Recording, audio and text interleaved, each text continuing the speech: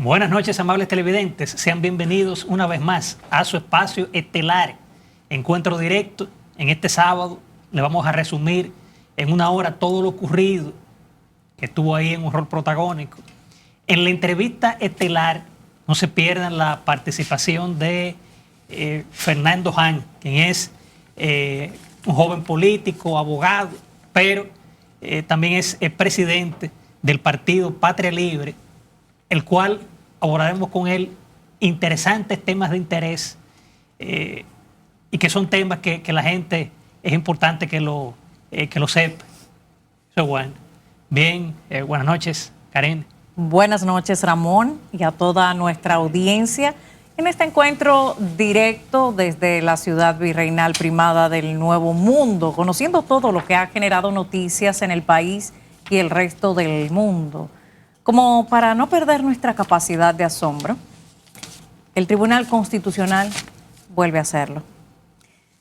Regalar nacionalidad dominicana a quienes no reúnen los requisitos. Y ese es tan solo uno de los tantos temas que han generado noticias esta semana. Porque a esto hay que sumarle la ley de residuos sólidos que desde el año 2020, Ramón, no da pie con bola. No ha comenzado a ser efectiva cuando ya ha sufrido varias modificaciones en el mismo punto.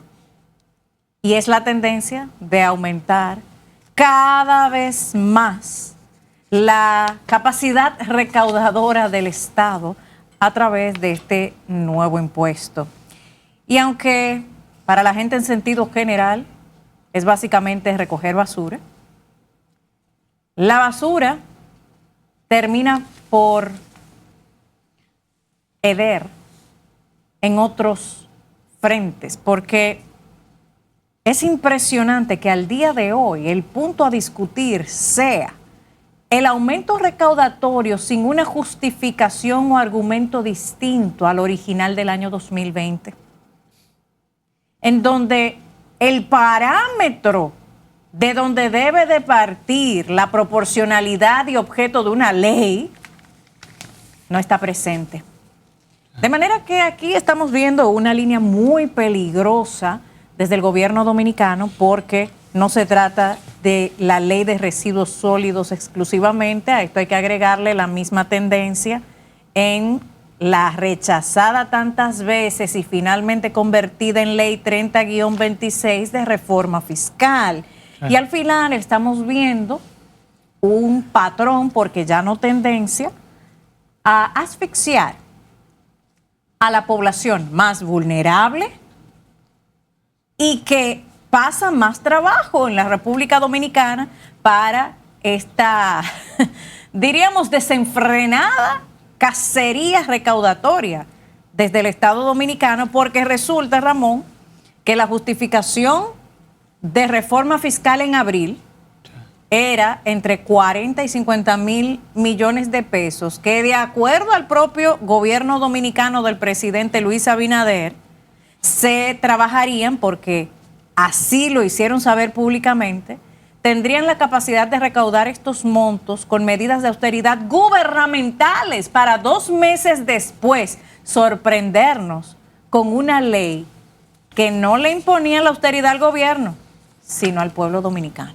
Exacto, porque haciendo una panorámica, una radiografía al respecto, recordemos que en el año 2020 se aprobó lo que fue una ley de residuos sólidos bajo la sana intención de eliminar los vertederos a cielo abierto, y establecía una contribución, aunque es un impuesto que era relativamente bajo, donde las empresas con ingresos brutos de 1 millón pagaban 2.500 pesos y las de 100 millones pagarían 250.000 pesos.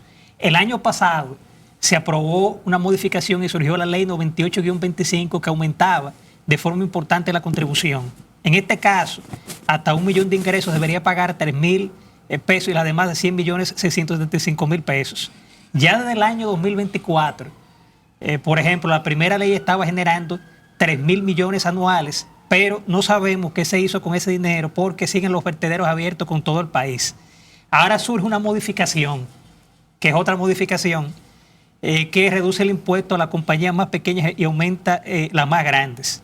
Es sospechoso la rapidez como el Congreso ha querido como aprobar esto sin escuchar las opiniones técnicas tanto de los empresarios, porque el Consejo Nacional de la Empresa Privada mostró preocupación porque una parte de los recursos que se estiman podrían llegar hasta 13.000 millones y van a los ayuntamientos y sabemos que estos no lo van a usar para comprar camiones recolectores y lo usarán para emplear básicamente todos los compañeritos. Pero en ese sentido también hay poca transparencia en el fideicomiso público privado que va a manejar el grueso de los recursos y mucho menos cuáles compañías en ese sentido van a contratar para el manejo de los desechos sólidos. Es decir, estas son empresas que pagarán impuestos y seguiremos padeciendo los vertederos a cielo abierto. Pero que ahí van, Ramón, hasta las microempresas que no generan nada de ganancia, ya deben 5,000 pesos por el concepto de residuos sólidos, sin que, como bien señalaras, se haya puesto en práctica predicar con el ejemplo la transparencia. Me voy más lejos, porque cuando hay medidas de impacto socioeconómico, ahí tenemos organizaciones que tienen que ver directamente con el empresariado y el comercio. Tal es el caso de la ONEC, la Organización Nacional de Empresas Comerciales, que emitió un comunicado en donde habla sobre la modificación a esta ley de residuos sólidos, señalando que carece de sustento técnico y agrava la carga al comercio. Advierte que el sector comercial acumula incrementos sucesivos que ninguna política pública ha evaluado en conjunto.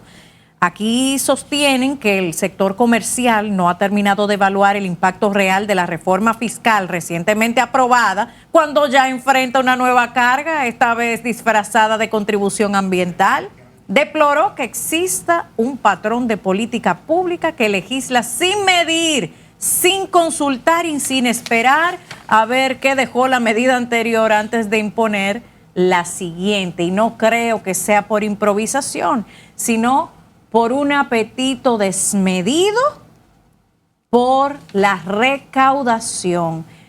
Pero la razón que lo causa, el gasto desmedido público del despilfarro sin rendición de cuenta o transparencia, que es lo que nos pone en un callejón sin salida y que haya a buscar de manera urgente el dinero en cualquier lugar, hasta para el que no genera ingresos.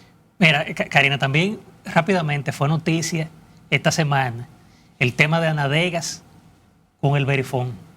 Y es que no es la primera vez, por ejemplo, que Anadegas presiona para el final del camino obtener un mayor margen de intermediación en los combustibles. En ese sentido, lo primero es que Anadegas reúne a las estaciones o detallistas, pero hay estaciones de marca conocida que son distribuidores y detallistas simultáneamente y no se van a sumar.